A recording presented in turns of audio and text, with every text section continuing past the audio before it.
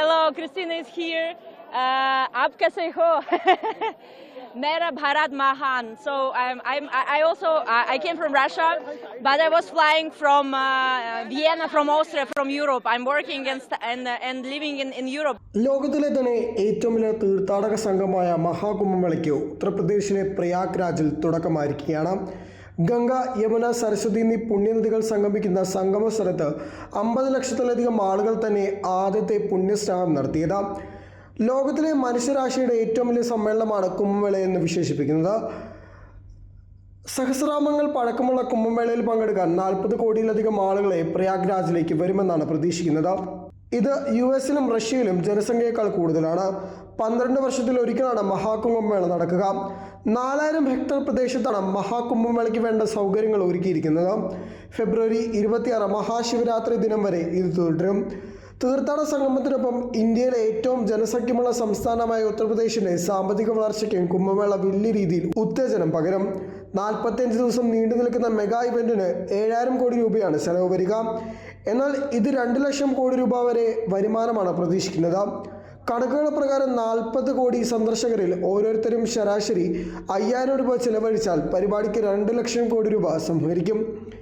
ഒരു വ്യക്തിയുടെ ശരാശരി ചെലവ് 10,000 രൂപ വരെ വരുമെന്നാണ്. അങ്ങനെ വരുമ്പോൾ 4 ലക്ഷം കോടി രൂപ വരെ വരുമാനം നേടാമെന്നുമാണ് വ്യാവസായിക കണക്കുകൾ ഉദ്ധരിച്ച് പുറത്തുവിടുന്ന റിപ്പോർട്ട്.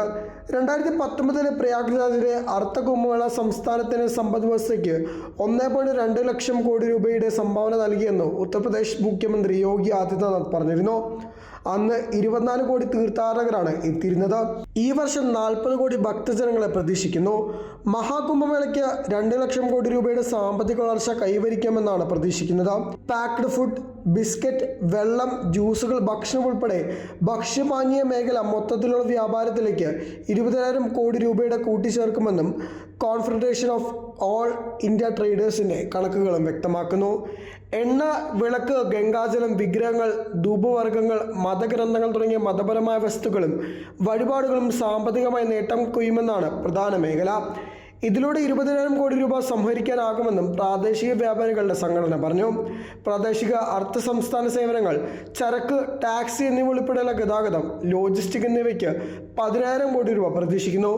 അതേസമയം ടൂർ ഗൈഡുകൾ, ട്രാവൽ പാക്കേജുകൾ, അനുബന്ധ പ്രവർത്തനങ്ങൾ തുടങ്ങിയ ടൂറിസം സേവനങ്ങൾക്ക് 10,000 കോടി രൂപ സംഭാവന ചെയ്യാൻ സാധ്യതയുണ്ട്. താൽക്കാലിക മെഡിക്കൽ ക്യാമ്പുകൾ, ആയുർവേദ ഉൽപ്പന്നങ്ങൾ, മരുന്നുകൾ എന്നിവ ഉൾപ്പെടെ 3,000 കോടി രൂപയുടെ ടിക്കറ്റിംഗും ഡിജിറ്റൽ പേയ്മെന്റ്സും, വൈഫൈ സേവനങ്ങൾ, മൊബൈൽ ചാർജിംഗ് സ്റ്റേഷനുകൾ തുടങ്ങിയ 1000 കോടി രൂപയുടെ ബിസിനസ്സും പ്രതീക്ഷിക്കുന്നു. പരസ്യവും പ്രമോഷണൽ പ്രവർത്തനങ്ങളും ഉൾപ്പെടെയുള്ള വിനോദ മാധ്യമങ്ങൾ വ്യാപാരത്തിൽ 10,000 കോടി രൂപയുടെ വരുമാനം ഉണ്ടാക്കുമെന്നും CAIT അറിയിച്ചു.